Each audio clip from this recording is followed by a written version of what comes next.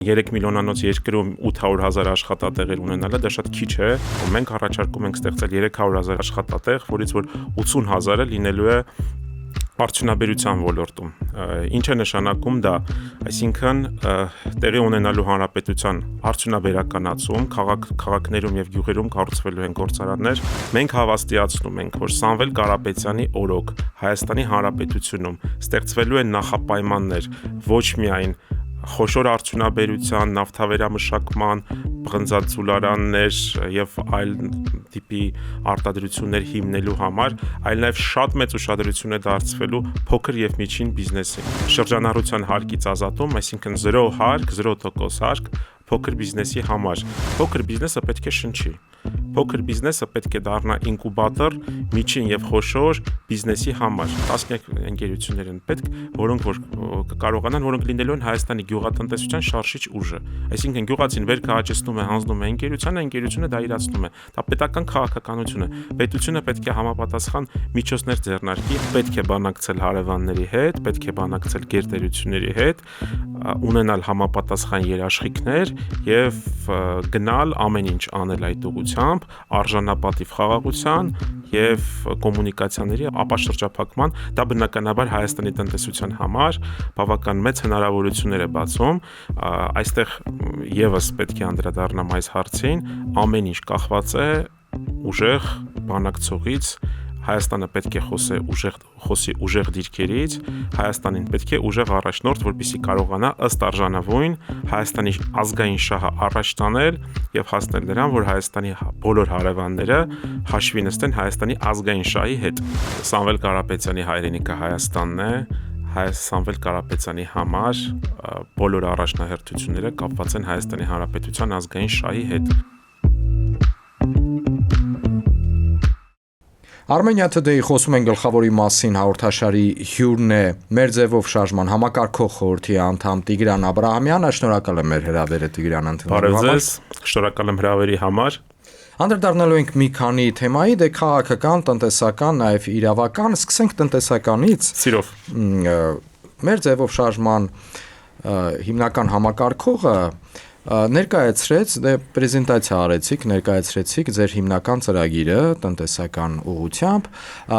5 կետից էր դա բաղկացած, մեր հետևորդներին դա հիշեցնենք եւ իհարկե ենթակետեր բազմաթիվ կան եւ կլինեն հետագայում, երբ որ արդեն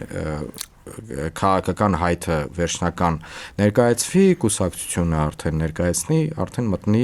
ընտրաշա, վստահ եմ, որ շատ կխոսվի եւ վստահ եմ որոշ կետեր էլ կավելացնեն։ Ես եմ կանխատեսում դա, դուք պետք է հավաստեք այդպես կլինի թե ոչ։ Հիմա տնտեսական այդ արդեն հնչեցված կետերից մեկից, որ խոսեցիք, նշված էր 300,000 նոր աշխատատեղ կստեղծվի, կհիմնվի Հայաստանում։ Ձեր հիմնական հակառակորդը, քաղաքական հակառակորդը, իշխանական թևը դրան հակադարձեց եւ շարունակում է հակադարձել։ Նախ սոցիալական ոլորտի պատասխանատու գերատեսչության ղեկավարը օրերս ազգային ժողովում դրան անդրադարձավ, ասաց, որ գիտեք, այս տարիների 7-8 տարիների ընթացքում այդ 300,000 աշխատատեղը մենք իրենք ԿՊ-ն արդեն ստեղծել է։ Դե նշվում էր եւ մեջբերվում էր հիմնական թիվը, թե ինչքան աշխատատեղ, չեմ հիշում հիմա կոնկրետ թիվը, բայց 800,000 աշխատատեղեր կան այսօր Հայաստանի Հանրապետությունում։ Դե իհարկե նաեւ հավաստում են, որ մի մասը դա ստվերից դուրս եկածներն են, բայց նշում են, որ դա մեծ թիվ չի եւ մեծ մաս չի։ Եվ թվերը ներկայացնելիս կրկնվում են, նշում են, որ մենք արդեն նշել ենք արդեն ստեղծել ենք այդ 300,000-ը։ Այո, Դավիթ, իրավացի եք, նման բան հնչեցվել է իշխանականների կողմից եւ որպես գլխավոր արգումենտ կարող եմ այստեղ ասել, որ այո, դա ստվերից դուրս եկածներն են, սակայն ինչ վերաբերում է աշխատատեղերի ստեղծմանը, մենք որ ասում ենք 300,000 աշխատատեղ ենք ստեղծում, իշխանականները պնդում են, որ դրա համար ոմանք ասում են 15 միլիարդ դոլար է պետք, ոմանք ասում են 30, իրենք էլ չեն կողմնորոշվում, բայց եկեք նայենք, բնականաբար, բայց եկեք նայենք վերջ տարիներին որքան ներդրումներ են իրականացրել, ինչքան ներդրում է իրականացվել Հայաստանի Հանրապետությունում եւ կտեսնենք, որ ներդրումները վերջին տարվա արդյունքներով օտարերկրյա ներդրումները 100 միլիոն դոլարից մի փոքր ավել են, թիվը սպասելիից բավական ցածր է, այո։ Այսինքն այո, որևիցե ներդրումներ չեն իրականացվել եւ այստեղ անկասկած հիրավի մենք գտնում ենք եւ նաեւ վիճակագրությունն է ցույց տալիս, որ 800,000 աշխատատեղեր ունենալը, այսինքն 3 միլիոնանոց երկրում 800,000 աշխատատեղեր ունենալը դա շատ քիչ է եւ այսօրվա վիճակագրությունով նշված գործազրկության տոկոսը, որը որ 10-ից 15% սահմաններում է բարբերաբար լինում, 10%-ից մի փոքր ավել է, չի համապատասխանում իրականությանը, քանի որ այսօր Հայաստանի Հանրապետությունում գործազուրկ է համարվում այն անձը, ով որ ակտիվ աշխատանք է պետք։ Տեսեք Տիգրան, ներեցեք, որ ընդհատում եմ, այստեղ մենք հասկանում ենք, որ գերակշիռ մասը աշխատող մեր համերկրացիների ծառայության ոլորտում է։ Ես հասկանում եմ այսպես, որ եկամուտներն էլ բարձր չեն։ Այո, եթե տեսնում ենք մենք Հայաստանի տնտեսության ընդհանուր կառուցվածքը վերջին տարիներին եւ տնտեսական ցուցանիշները, ապա տեսնում ենք, որ արդյունաբերությունը գնալով կրճատվում է, իսկ արդյունաբերությունը տնտեսության լոկոմոտիվն է։ Այսինքն աճում է ծառայությունների ոլորտը, այո, աճում է ծառայությունների ոլորտը, իսկ արդյունաբերությունում հիմնական ցուցանիշները արձանագրում է հանքահումքային ոլորտը, այսինքն ինչ է տեղի ունենում, պղնձի կոնցենտրատը կամ եւ մոլիբդենի առանց վերամշակվելու ուղարկվում է արտասահման, Հայաստանում հավելյալ արժեք չի ստեղծվում եւ փաստացի այսօրվա դրությամբ ընդամենը արդյունաբերությունը տնտեսության մեջ 9% է, դա պատմականորեն եւ ցածր ցուցանիշ է եւ ընդհանուր եթե նայենք նման ցուցանիշով տնտեսություն երկարաժամկետ ապագայում հանդիպելու է խնդիրների ցանկացած տնտեսություն, ինչ ենք մենք առաջարկում ենք ստեղծել 300,000 աշխատատեղ, որից որ 80,000-ը լինելու է արդյունաբերության ոլորտում։ Ինչ է նշանակում դա, այսինքն տեղի ունենալու հանրապետության արդյունաբերականացում, քաղաքներում եւ գյուղերում կառուցվելու են գործարաններ։ Դա ասելով մենք ինչ նկատի ունենք, այսինքն ենթադրենք դե արդյունաբերություն Հայաստանը ունեցել է Խորհրդային Միության տարիներին, բավական զարգացած արդյունաբերական ոլորտ։ Եթե նայում ենք Հայաստանի, այո, ընդհանուր առևտրային շրջանառությունը, արտաքին ներքին համեմատական, ապա տեսնում ենք, որ արտահանում ներմուծում 4 միլիարդի բացասական ցուցանիշ ունենք, այսինքն 4 միլիարդով ավելի շատ ապրանք ենք ներմուծում, քան արտահանում ենք, եւ մենք ունենք ոլորտներ, օրինակի համար նավթա վերամշակման արդյունաբերությանն է դա վերաբերվում, դա պղնձաձուլարան կառուցելու ծրագրին է վերաբերվում, կարող ենք այնպես անել, որպեսզի Հայաստանում մենք փոխարինենք, կատարենք ներմուծման փոխարինում եւ Հայաստանում ստեղծենք հավելյալ արդյունք։ Մենք գտնվում ենք այսօր հարևան մեր պետությունները, մասնավորապես Իրանը, նաև Մերձավոր Արևելքն է մոտիկ գտնվում,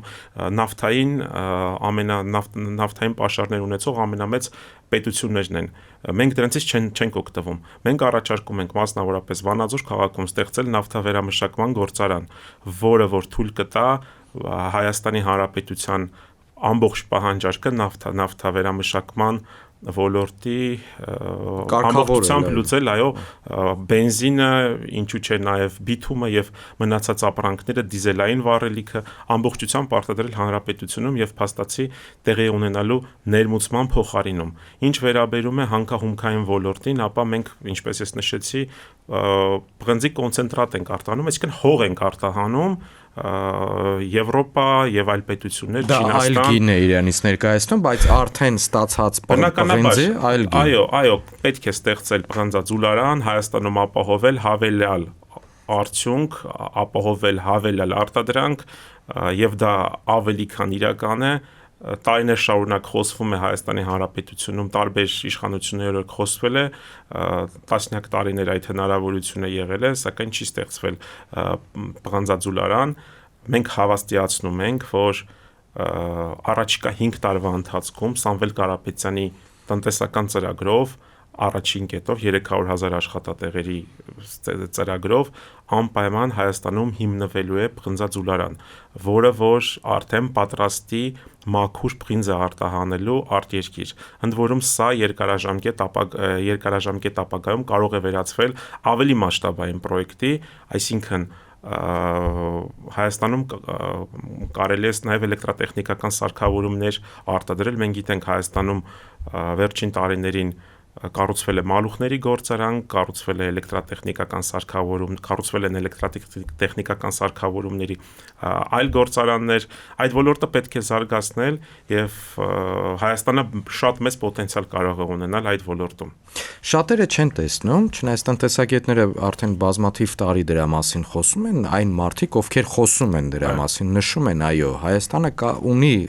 արդյունաբերական պոտենցիալը, բայց այդ խոսքը մնում է այսպես օդում, ի վերջո գետնի վրա որևէ բան չէր արվում եւ չի արվում։ Իսկ դրա համար մենք հասկանում ենք, որ նախապայմանները դրա պետք է ստեղծի առաջին հերթին պետությունը։ Մենք հավաստիացնում ենք, որ Սամվել Կարապետյանի օրոք Հայաստանի Հանրապետությունում ստեղծվելու են նախապայմաններ ոչ միայն խոշոր արդյունաբերության, նավթավերամշակման, պղնձաձուլարաններ եւ այլ տիպի արտադրություններ հիմնելու համար, այլ նաեւ շատ մեծ ուշադրություն է դարձվելու փոքր եւ միջին բիզնեսին։ Այսինքն, ինչ է դա նշանակում։ Մենք մեր երկրորդ կետով, տնտեսական ծրագրի երկրորդ կետով առաջարկում ենք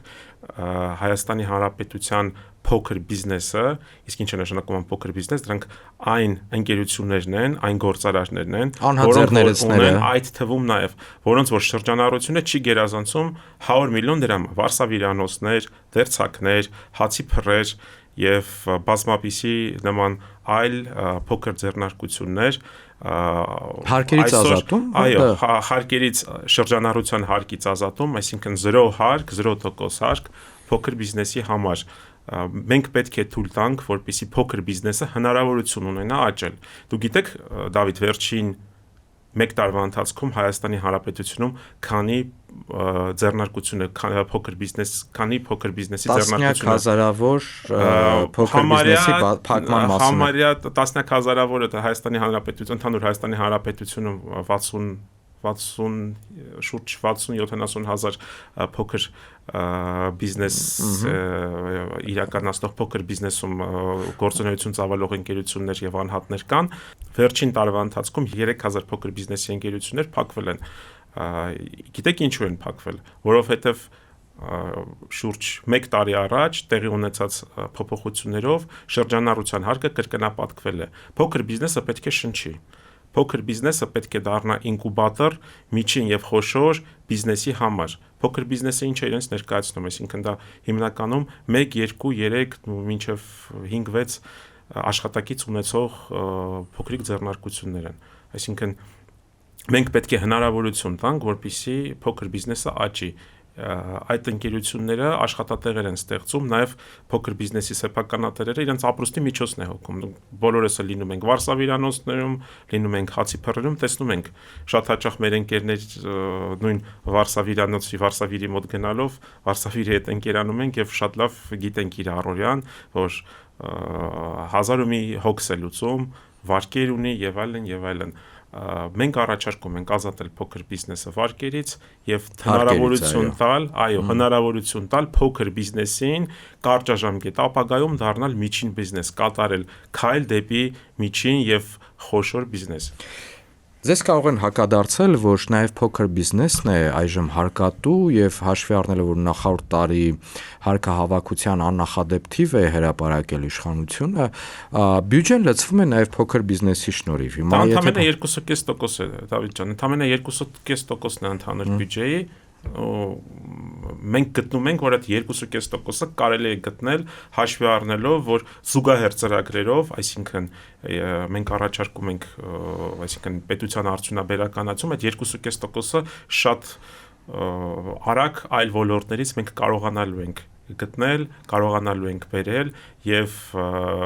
նաև փոքր բիզնեսը ժամանակի ընթացքում մենք ինչ ենք անում, երկարաժամկետ հնարավորություն ենք տալիս այդ ընկերություններին դառնալ միջին եւ խոշոր, առաջին հերթին միջին, խոշորը երկարաժամկետ ապագայում այդ մարդիկ, այսինքն դա ապագայում հարկերի տեսքով բնականաբար վերադառնալու է։ Մենք միևնույն ժամանակ բազմաթիվ ընկերություններ, բազմաթիվ փոքր բիզնեսի ներկայացուցիչներ ժողովրդական լեզվով ասած ծերը են հասցնում, այսինքն փակվելու եզրին են։ Մենք շատ հաճախ տեսնում ենք, թե ինչպես, օրինակ, այդ փոքր բիզնեսի ներկայացուցիչներ դուրս են գալիս փողոց եւ իրենց բողոքի ձայն են բարձրացնում, տարբեր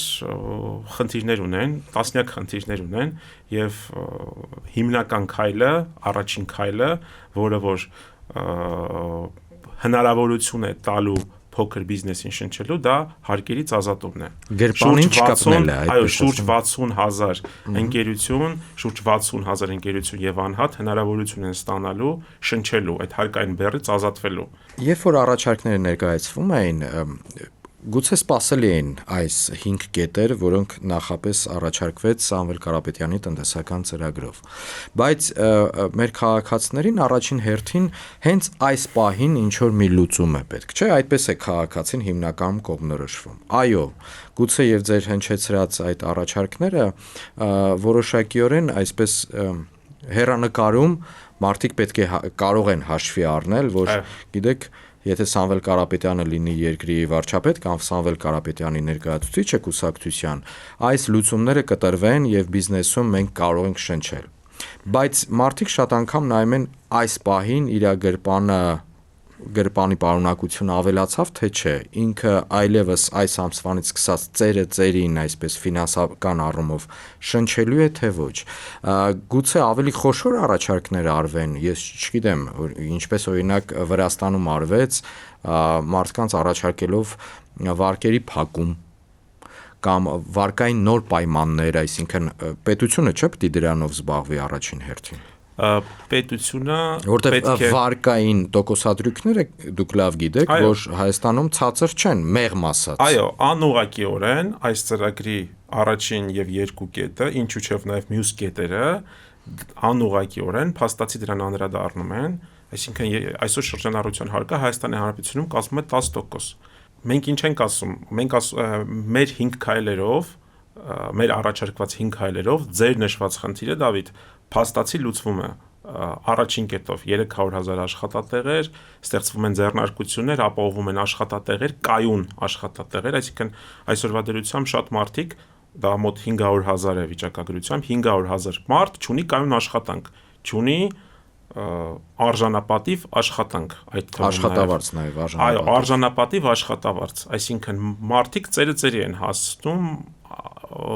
եւ փաստացի այդ ծրագրով մարդիկ հնարավորություն են ստանալու ոտքի կանգնել, ստանալ արժանապատիվ աշխատավարձ եւ լուծել իրենց վարկային բեռերը։ Երկրորդ կետով, որը որ վերաբերում է փոքր բիզնեսին, շուրջ 60,000 տնտեսվարող հնարավորություն են ստանալու հավելյալ դրամական միջոցներ գեներացնելու ի շնորհիվ նրան, որ իրենց հարկային բեռը հավասարեցվելու է 0-ի։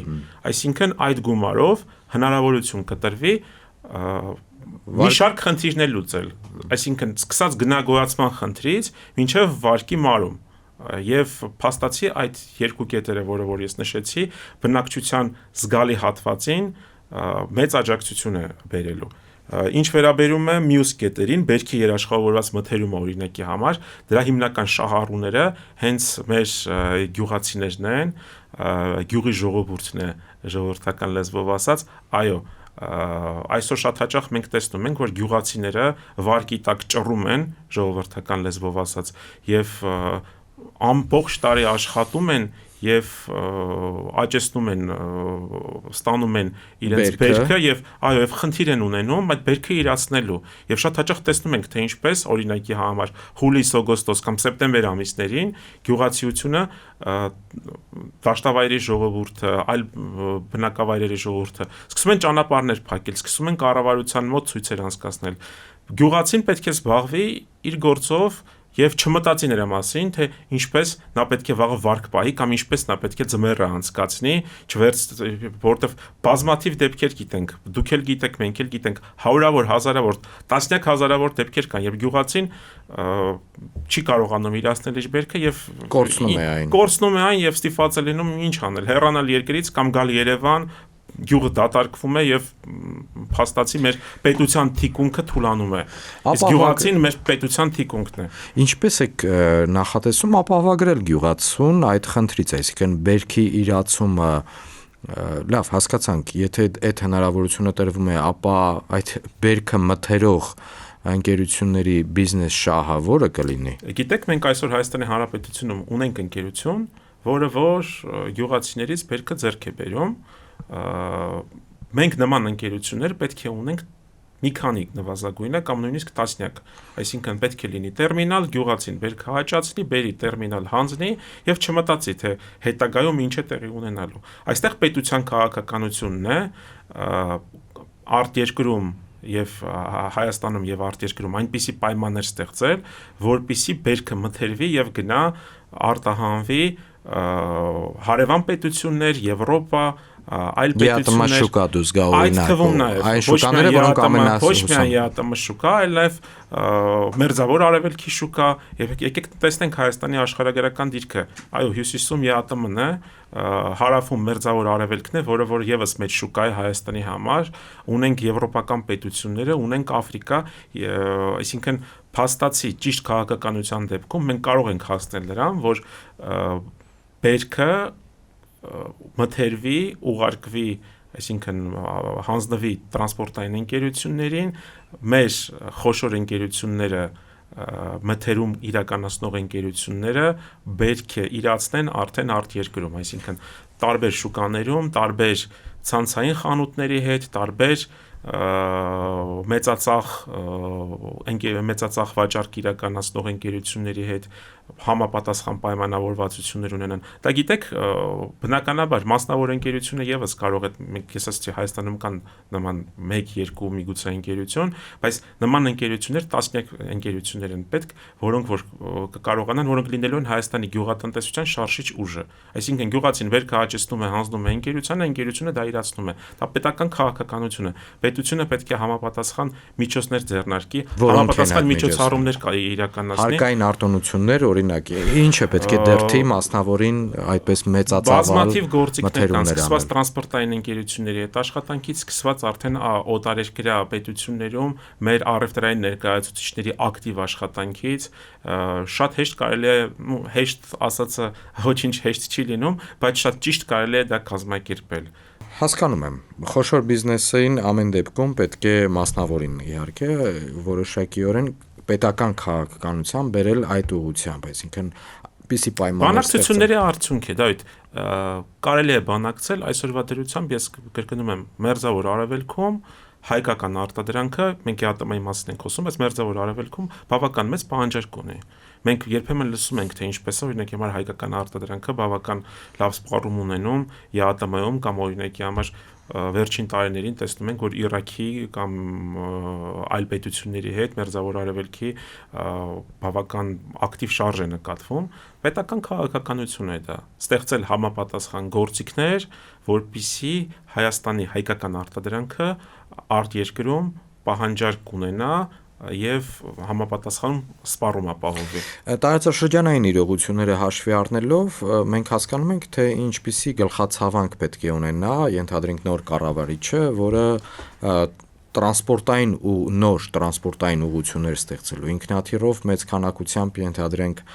խաղող չես կամ ծիրան չես արտահանի։ Բնականաբար, եթե նայում ենք օդային փոխադրումները, ապա այո, մեր իրողության մեջ դրանք ամենաթանկն են, սակայն լոգիստիկ նույնիսկ ստեղծված իրավիճակում, այսինքն ունեցած իրավիճակում կարելի է ամեն ինչ այնպես կազմակերպել, մենք այսօրվա դրությամբ հասանելիություն ունենք Սևծովյան նավահանգիստներին, այսօրվա դրությամբ մենք հասանելիություն ունենք նաև Պարսից ծոցի պետությունների, Պարսից ծոցի ավազան, բայց երկաթուղի չունենք այդ։ Երկաթուղի ունենք դեպի Վրաստան եւ բայց երկաթուղի դեպի հարավ այդ մեծ շուկա չունենք։ Դեպի հարավ ստեղ արդեն թեման, ես հասկանում եմ, տեղափոխվում ենք դեպի տարածաշրջանային կոմունիկացիաների ապաշրջափակման փուլ, այո, պետք է բանակցել հարևանների հետ, պետք է բանակցել գերտերությունների հետ, ունենալ համապատասխան երաշխիքներ եւ գնալ ամեն ինչ անել այդ ուղղությամբ, արժանապատիվ խաղաղության եւ կոմունիկացիաների ապաշրջափակման, դա բնականաբար Հայաստանի տնտեսության համար բավական մեծ հնարավորություններ է բացում, այստեղ եւս պետք է անդրադառնամ այս հարցին, ամեն ինչ կախված է ուժեղ բանակցողից, Հայաստանը պետք է խոսի ուժեղ դիրքերից, Հայաստանին պետք է ուժեղ առաջնորդ, որպեսզի կարողանա ըստ արժանավուն Հայաստանի ազգային շահը առաջ տանել եւ հասնել նրան, որ Հայաստանի բոլոր հարևանները հաշվի նստեն Հայաստանի ազգային շահի հետ։ Թրիփին դուք ինչպես եք վերաբերում, թրիփը մեզ ինչ կտա փաստացիորեն։ Տեսեք, երբ խոսում ենք թրիփի մասին, որը որ ինչպես գիտենք ստորագրվել է անցած տարվա օգոստոսին ԱՄՆ նախագահի, Հայաստանի վարչապետի եւ Ադրբեջանի նախագահի կողմից, փաստացի տարածաշրջանը բերում է մի նոր փուլի, ամեն ինչ կախված է այստեղ հետագա իմպլեմենտացիայից, մենք տեսանք, որ հունվար ամսին արդեն մանրամասներ ներկայացվեցին, մասնավորապես Հայաստանը ստացավ ընդամենը 24% բաժնեմաս, այն դեպքում, երբ որ Հայաստանի տարածքով է ամբողջ բոլոր կոմունիկացիաները անցնում, ինչը մեր կարծիքով այդքան էլ այստեղ ճիշտ բանակցելու դեպքում բաժնեմասը կարող էր ավելի բարձր, ավելի մեծ լինել, ավելի շատ լինել, ինչ վերաբերում է թրիփին, մենք ի տարբերություն գործող իշխանություններին, իշխանության գալով որևիցե կերպ չենք սկսելու բանակցությունները զրոյական կետից, ինչպես դա արեցին գործող իշխանությունները Արցախի հարցում։ Այո, ոչ միայն Արցախի հարցում, այլ նաև հարևանների հետ հարաբերությունների կարգավորման հարցում պետք է նստել ներկայիս իրողությունների հետ, սակայն պետք է գիտակցել, որ ուժեղ առաջնորդության շնորհիվ հնարավոր է ցանկացած նախագծից, ցանկացած համաձայնագրից ստանալ առավելագույնը եւ թրիփը փաստացի ուժեղ առաջնորդության պարագայում կարող է այդ հնարավորությունը ստանալ, Հայաստանի Հանրապետությունը կարող է այդ հնարավորությունը ստանալ։ Ինչ խոսելով թրիփի մասին, պետք է նշել, որ այդտեղ Ամերիկայի Միացյալ Նահանգները հանդիսանում են որպես witness, այսինքն որպես վկա, եւ մենք գտնում ենք, որ հարևանների հետ հարաբերություններում պետք են երաշխավորներ, ընդ որում այդ երաշխավորները պետք է լինեն գերտերություններ, տարածաշրջանային հզոր պետություններ, դա կարող է լինել Ամերիկայի Միացյալ Նահանգները, կարող են լինել այլ պետություններ, սակայն այնտեղ պետք են մեկից ավելի երաշխավորողներ, որտեղ ինչպես մենք տեսնում ենք վերջին շրջանում տեղի ունեցող գործընթացներից, մեկ երաշխավորող ունենալը բավարար չէ։ Ներեցեք, որ այստեղ ձեզ ընդհատում եմ, հաշվի առնելով ներկայիս աշխարհակաղակական իրավիճակը եւ միտումները հետագայի, երբ որ արևմուտքն ու արևելքը առճակատման մեջ են, դժվար է այդպես համաձայնեցնել, որ որևէ մեկը լինի արևմուտքից երաշխավոր եւ միաժամանակ նաեւ արևելքից։ Մենք գիտենք բազմաթիվ դեպքեր, կան դեպքեր, երբ որ արևմուտքն ու արևելքը իրար հետ շատ լավ համագործակցում են եւ տարիներ շարունակ այդպես եղել է, թե աշխարհում, թե նաեւ մենք գիտենք, որ տեսնում եք, թե ինչպես կարելի է այդ ուղղությամբ պայմանավորվել։ Այո, բազմաթիվ օրինակներ կան, երբ որ արևմուտքն ու արևելքը մի սեղանի շուրջ նստում են եւ բազմաթիվ հարցերով տասնամյակներ շարունակ կարողանում են ընդհանուր քաղաքականություն վարել եւ երբևիցե ոչ մեկ, այսպես ասած, չի բացառել, այո, շնորհակալություն։ Երբեմն քաղաքական եւ իրավական հարցերը համատեղվում են ձեր առաջնորդի պարագայում, իհարկե ձեր քննադատները եւ հիմնական հանդիմախոսները նշում են, որ Սամվել Կարապետյանը ունի Ռուսաստանի քաղաքացիություն եւ Հայաստանի օրենսդրությամբ իրավունք չունի վարչապետի պաշտոն զբաղեցնելու։ Այս պարագայում եւ նաեւ մեկ այլ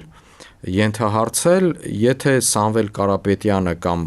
Սամվել Կարապետյանի առաջնորդած ուժը գայ իշխանության, ապա նա կներկայացնի միմիայն Ռուսաստանի քաղաքականություն, այսպես են հիմնական քննադատական թեզերը այս ամենի մեջ են տեղավորվում։ Դավիթ, Սամվել Կարապետյանի հայրենիքը Հայաստանն է, Սամվել Կարապետյանի համար բոլոր առաջնահերթությունները կապված են Հայաստանի Հանրապետության ազգային շահի հետ։ Սամվել Կարապետյանը Հայաստանի Հանրապետության քաղաքացի է եւ միշտ եղել է Հայաստանի Հանրապետության քաղաքացի եւ բացառվում է որևիցե դեպք, երբ որ կարող է Սամվել Կարապետյանի համար Հայաստանի Հանրապետության ազգային շահը ստորադասվել ինչ որ մեկ այլ բանի հետ։ Դա հստակ հստակ է եւ քննարկման առարկա չի կարող հանդիսանալ։ Մտնում եք արդեն քաղաքական նախընտրական պայքարի մեջ եւ այդ պայքարի մեջ բոլոր գործիքները վստահ եմ որ հաշվարկել եք որ շատ գործիքներ ձեր դեմ կիրառվելու են յուրաքանչյուր շփոթմունք յուրաքանչյուր նույնիսկ լավ առաջարկ տեսեք ինչից սկսեցինք 300,000 նոր աշխատատեղ կստեղծենք ասում է Սամվել Կարապետյանի ձեր ներկայացրած ուժը եւ ձեր ընդդիմախոս ներկայիս իշխանություն ասում է մենք 300-ը արդեն ստեղծել ենք եւ այդ ճանապարհով գնում ենք ապագա եւս 300-ն իշխանությունը մանիպուլացնում է ինչպես միշտ շատ հաճախ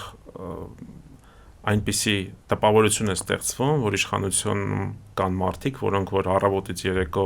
նստած վիճակագրական տվյալների մեջ տվյալներ են փորփրում, որպիսի ինչ որ աճ ցույց տան, բայց եկեք այսպես նայենք, յուրաքանչյուր քաղաքացի ամեն օր տուն գնալով բացում է եւ տեսնում է իր սառնարանի պարունակությունը եւ 7-8 տարվա ընթացքում ամենայն պատասխանատվությամբ հայտարարում եմ, որ Հայաստանի Հանրապետության միջին վիճակագրական քաղաքացու վիճակը իապես չի բարելավել, Հայաստանի Հանրապետությունում աղքատությունը վերջին 7 տարիների ընթացքում գիտեք քանի տոկոսով է ընդամենը պակասել աղքատության ցուցանիշը Հայաստանի Հանրապետությունում։ Գիտեք քանի տոկոսով, ընդամենը 2%-ով։ Իսկ Վրաստանը հարևան շուրջ 2 անգամ աղքատության ցուցանիշը իջեցրել է։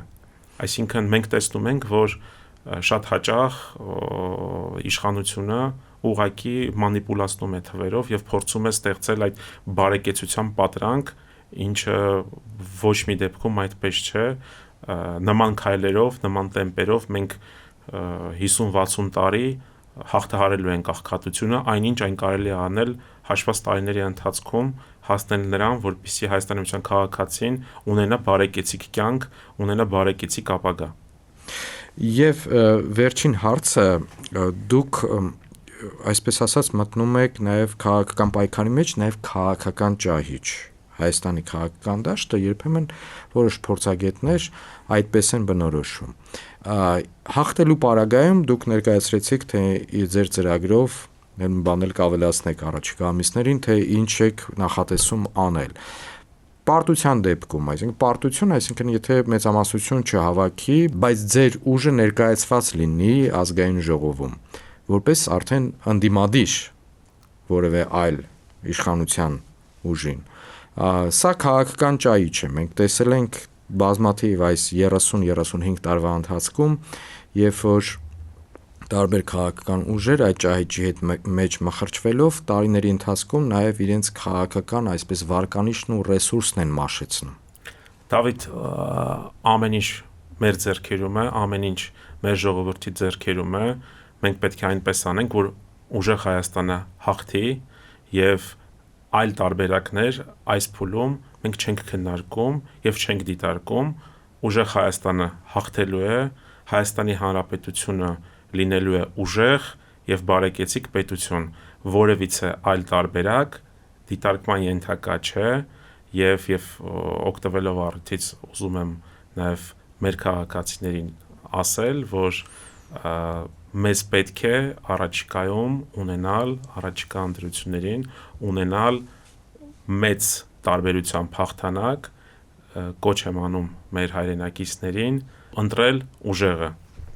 Շնորհակալ եմ Տիգրան։ Շնորհակալություն Դավիթ ջան հրավերի համար։ Մեր հետևորդներին եւս մեկ անգամ հիշեցնեմ, որ իմ զրուցակիցն էր մեր ձևով շարժման համակարգող խորհրդի անդամ Տիգրան Աբրահամյանը, սա Armenia Today-ի խոսում են գլխավորի մասին հաղորդաշարի հերթական թողարկումն էր։ Ես Դավիթ Հաղաբեկյանն եմ, շարունակեք հետևել մեզ։